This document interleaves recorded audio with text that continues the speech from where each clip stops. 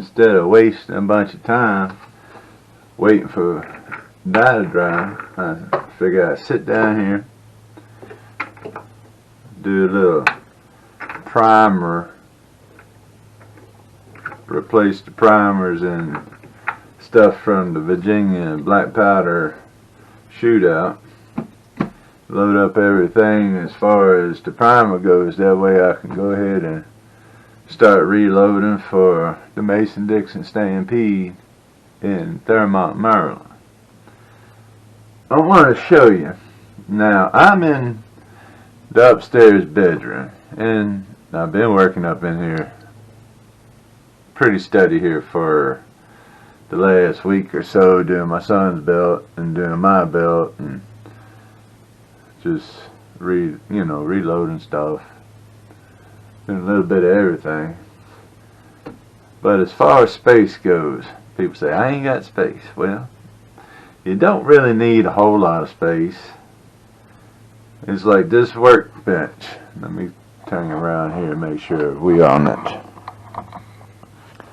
I had this kind of set up in the other room, but I was on the kind of like a rolling draft table kind of thing that we bought when the boys was little so they could do like art projects and stuff on. Well, that was just not very good for doing leather work. I mean, the beating and banging and tooling, and it just was not really solid. So when he got married and moved out the house, I said, well, I'm going to go make his bedroom my playroom. All things cowboy, leather craft, reloading, whatever. But this desk, well, it's almost a workbench. It's a desk. I cut it to fit inside this dormer. So really, the rest of the room is to the back, and dormer is good for looking out the window, but what else can you put up in here? Toy box maybe. But I opted to build this desk. It's got 3/4 inch plywood, 2x4 framing, the strong built pieces that you can make. So the only thing you really got to do is make sure everything's leveled up. Put some of the wood screws in it from Strong Built and connect everything. It's like a wood erector set, I guess. So one way to describe it. So it's all 2x4 framing, 3/4 inch top, screwed across, and I think, yeah, I did. I put a brace right smack in the middle, so it's almost a 16 inch on center across. It's solid framed around, solid framed on the bottom section. I had a piece of 2x6 left over from a previous project, so I got that kind of like a little storage shelf under there. Got my leather tools mounted up on the wall. Then my wife bought this tool rack from Tandy, I believe. But cool, it's kind of cool. It's cool because you can, like, right now I'm using it to reload. So I can sit down my chair and just prime up stuff. But when I'm doing leather work, this has got a detachable tool bin, so I can bring down my whole rack of tools and set it right here on the desk in front of me. So I don't have to stand up every time and look at whatever tools, and gets them up out the way when I want to do something like this. So I'm just going to sit here and prime, and that way I'll be ready to do something. And you change out these little bases here depending on what you want to reload. This is the large primer feed. This is the small attachment for smaller primers. But we're not doing that. And these are like different bases. Like number 11s for the 45. One looks like it might be for a 38 or something. I don't know. I'd have to look it up when I reload something, make sure it fits. But I have this ones I primarily use are right here for easy access. So I just set that there. Now, to put the primers in this, warning, wear eye protection. it has on, lock, and open. So of course, without that being said, we need to open it. I'm going to go ahead and load up this whole tray. So what you want to do is flatten it out our little ridges. It's really ingenious, because whoever thought of it, I guess Lee thought of it. But with the little ridges, what they do is catch on the bottom side of the primer and just kind of flip them over. So you just shake it. And I got 4 or 5 that are sitting wrong side up. And there we go. All of them have flipped over. So put it back down in open position, because you want to be careful not to flip anything and just flip. Now I got the lid shut. We're going to put it to, not that one. We don't want to unlock it yet. We got to go to the lock position. So now, as you can see, everything's locked in place. Now we take this, and you can watch. This is why I like doing my priming by hand. I make sure everything's seated right. But they come down through this little chute, kind of holding it at an angle like this, and they feed up onto this little ramp, and you just do that, and it pops them in each time you replace one. So you take your tool, insert the holding part into the feeding part, just like that. Now kind of get everything back up top so we can put it to the on position. Now see how they're starting to go right down into it, and then you kind of want to shimmy shake it around, and now everything's here. So I want to squeeze the handle one time, and right there's the first one. That's how this thing works. It's gravity fed and then manually pushed up into the bullet. So you take your blank shell casing, insert it, make sure it's locked. There's 2 grooves on each side. You want the rim of the case, which is right here. Somebody weed eating outside. And see, now that's locked in because it's locked into its holder. Now all you do is squeeze it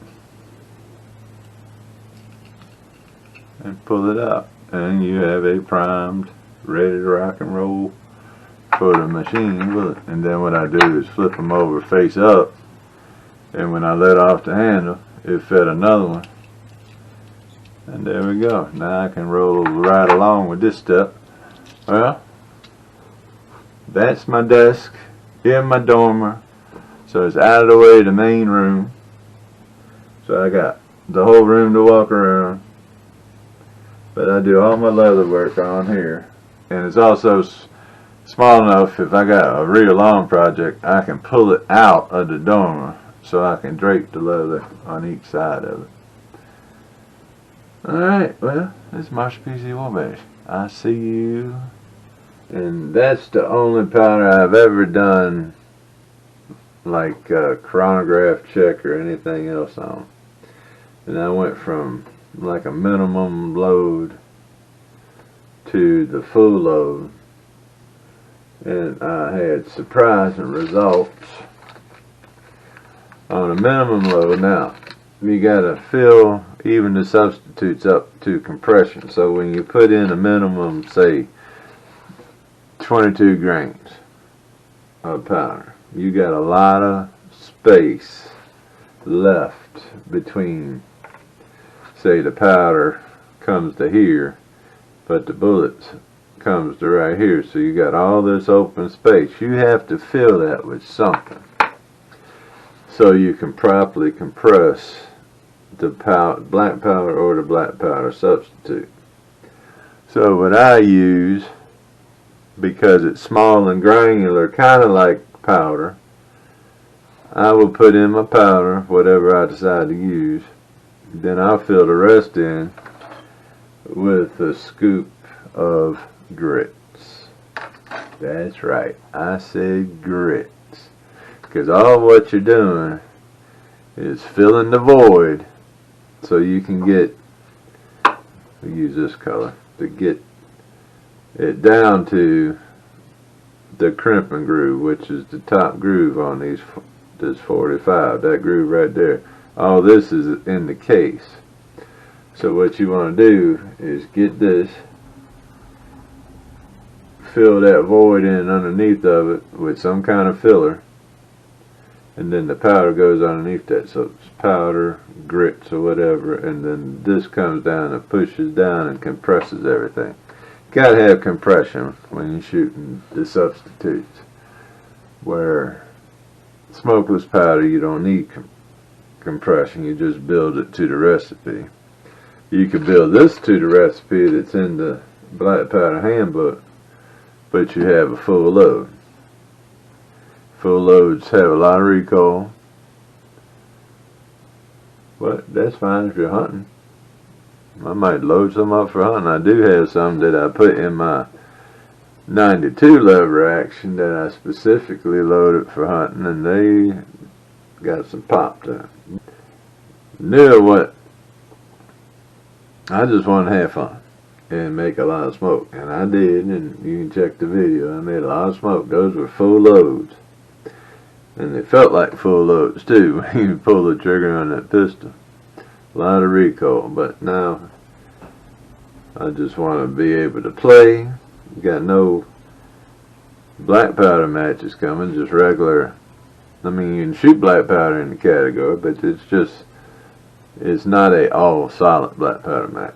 So what I'm going to do is load some up, lighter loads, use grits as the compression medium, and then set the bullet on top of it. But I showed y'all in the last video of reloading how the progressive press works. Well, this time we're not going to use but 2 stations on the progressive press. We're using the bullet seating station, or the bullet seating station and the crimp station. Because like I said, in that one you can come in from the side. So what we're going to do is basically hand load everything with a scoop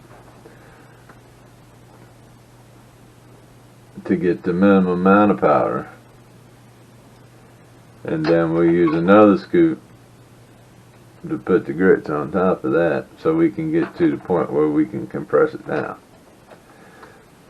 But what I was surprised at, because this was the only one I ever did an actual velocity check on loads. I worked up from a minimum and increased it every, I think, 5 grains per increment, just to see where I would get on a full load.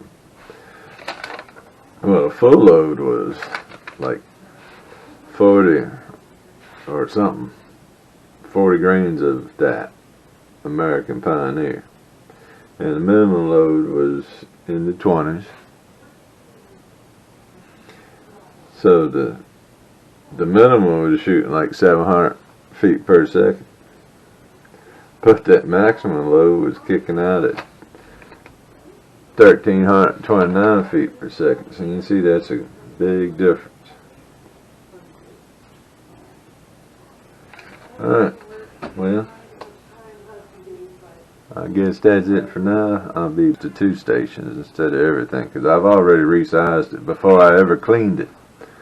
I popped the primers out, resized and built the cases already, so these guys are ready for reloading. Alright, well, that's it for now. Later. Okay. Figured I'd bring you back, show you how this is hand loaded, or the way I do it anyway. Got a tool out of my leather kit up there, and got my calipers out and found out where the compression was, and put a little went down to the bottom where it comes out and put a little line with a Sharpie around my tool. So this would be the proper compression point for the, I got two different style bullets, but they're the same weight. One is just has lube in it, and one is that powder coated. No biggie, they're the same weight, same load. But I'm using a Lee hand dipper to come up with the proper amount of grains. Now I got this off the American Pioneer Powder website, so you can check that out for yourself. You don't need to use grease cookies or like a lubricant with the American Pioneer powder, and they don't recommend it because it messes up the performance. So that's cool. So there's no big concern here. So regular lube is fine. So this is your regular smokeless powder bullet. This is also a smokeless powder bullet, but the lube, I guess, is the powder coating. So according to their website, 22 grains. Well, this scoop from Lee, I bought the whole scoop kit a long time ago, happens to be exactly, let's scoop it in my powder here, don't want to do that, scoop it in the powder, dump it in my powder measure, and we'll look. And it's right at exactly what their recipe calls for. So, what we're going to do is hand load a few of these real quick. I normally pick it up because this taper fits right down into the case. So we'll pick it up, and it's a lot neater. And we're going to do just these quick little 5, and then I'm going to get back to work. So we just dump them. We're halfway there to a black powder case. Alright, so we already know we had the proper amount of powder. But I went through my scoops trying to get it to the proper compression point that I was using. And I started at 1.cc was too light. So I said, wonder if it's the same scoop. So I got the same scoop out, went from powder to my grit. Now with this I use a funnel because this stuff goes everywhere. And kind of just put it in slow, and look at there. It brought it right up to the compression point. Stick my little checker in there, and we are at perfect depth to seat that bullet and get the proper compression. So, like I said, we'll do a quick little 5. We just kind of trickle this in here because it's a little bit bigger than the powder. So it wants to clog up the end on the funnel. So we just trickle it in there. It has no problem going straight down through the hole. Where if I just took it and dumped it, we would have a clog. And I just motor through 50 of these, and it's so much quicker not having to switch out. Well, quicker doing it this way because I don't have to switch the scoop out. I can use the same on each one. And there we have it. There's 5 ready to go on the press. But like I said, when we get over there, and then you motor down through there real quick and check it, and everything looks good. But when we go do it, I'll show you how to come in from the side. That way you still have the function of a progressive press, but you take first 2 stations out of it because I already did them already before I ever tumbled it. I decapped them, which means take the cap out. Then I ran it through the press to resize the case, and I ran it through the expander to build the mouth out. Then I put it in my tumbler and cleaned all the brass. Now we're going to bypass those two.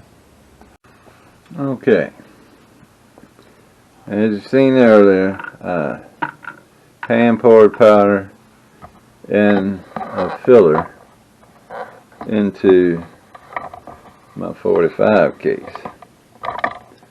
Now, what we got to do is get them in here so we can come to the bullet feed section and then the primer, the crimp over here. So the cool thing about the Lee presses is we resized over here already. Let me go up a little bit, recap. We put the dirty cases in here and resized them in this die. Then came around here and took the powder off because we didn't need it because we were going to clean. And pre-build the case. Then I cleaned them up. Now, we are bypassing those two stations. And the cool thing about the Lee Progressive is it has, let's get this camera to stand still here. A little higher on that side. Okay. It has little arms that hold them in the shell plate. So what we're going to do, we're just going to swing that arm open so we still have freedom of movement to go this way when it's time. Now I can bypass the first two. So I'll come in from the side to here. Then I will pull the hand crank down. Try this again. Come in from the side.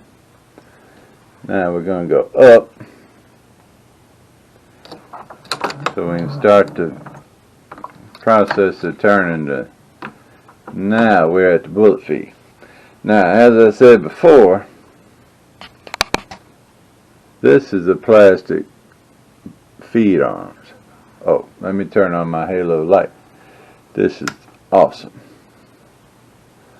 Alright, these are plastic feed arms. If you feed it into this die, it will shear off the end of these, which will basically grind you to a halt fast. But you also have to lubricate.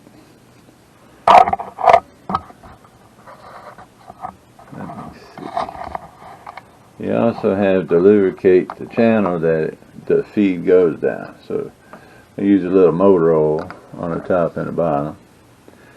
Then I do the same thing here on this two little grooves that slides on. Maybe a little across the top. Then we have to assemble this. To assemble, we have to feed this arm, which is like a little control arm, through this slot. Then you swing it up and spread the arms apart, and they just snapped around the first bullet. Then you come around here to the back side, go up and come down. Right here is a little screw hole. So we get everything lined up the way it's supposed to, and we'll feed this little screw and washer goes into this arm. Then I get my screwdriver. What do I do with it?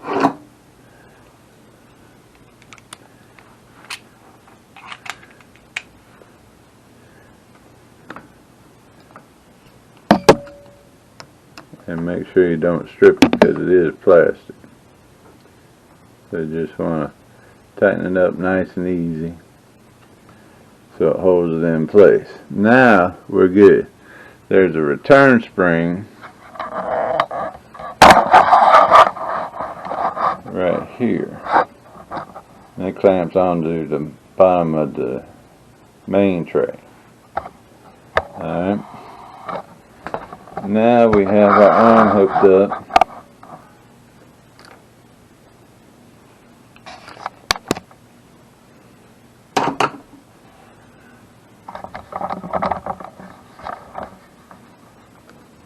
And it holds up there and puts it in the case mouth. Now that's our compression and the feed. Now we'll push it on down and it fed it over to this crimping die. So we'll, oh, let's see, I'm messed up. But like I said, we have little arms on here. I can feed another one in, because if I raised it right now with nothing there, as I said before, it might shear off my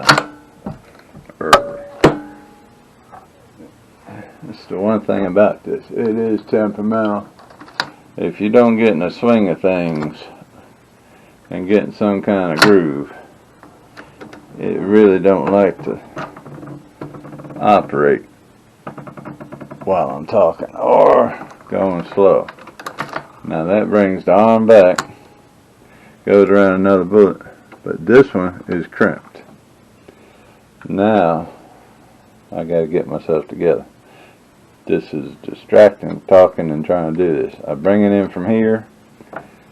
Now the tray rotates. First one's done. Now I need to come in again. So it's a hands-on effort this time. And there we go.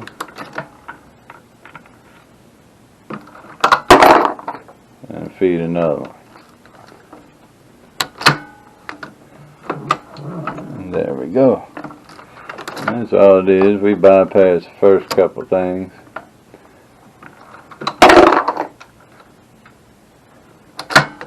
I gotta figure out why that ain't snapping back. It should snap back, come back on its own, and wrap around. So I got something out of adjustment.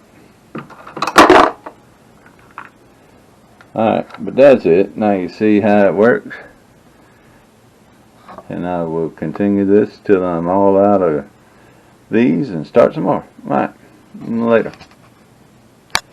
Okay, I'm back. After some investigating and a little bit of troubleshooting, figured out why this feed wasn't going up in here like it should have been. Alright, if we can see, may be difficult. Let me see if I can get my little screwdriver out and do a little pointing. Up here are two nuts. They're on this Phillips screw. They attach to this arm, which goes into this little bracket, or this arm, which attaches to this wire, which goes to the feed down here. Alright. This nut was so tight against here, it wasn't letting this arm, which goes down to the base of the press and connects to this spring, return. It was binding up. So now I loosened it up. Whoops. I loosened it up, retightened the nut down, but in a further away from the press, okay? Which gave us some space for that arm to move. So we'll come back over on this side and you'll see how it supposed, as I pull it down on arm, see how it comes out and holds it right over that hole, and we go up and we seat it. Then I reach over with my left hand, put your new bullet in, or a new shell case in here that's loaded. Got something in the plate. Yeah. I should have seen that coming. There was I ran the press a little bit too fast and it spilled one little single piece of grit up in there. Now I'll put this back right in there and we'll pull it up and it holds it over top of it. comes around. That's why I gotta kind of be easy. I don't want to shake nothing up.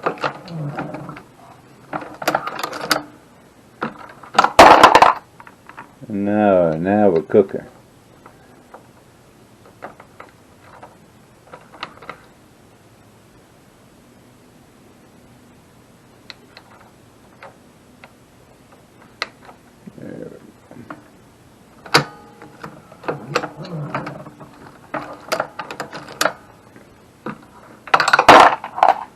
Alright, well, I'll be back.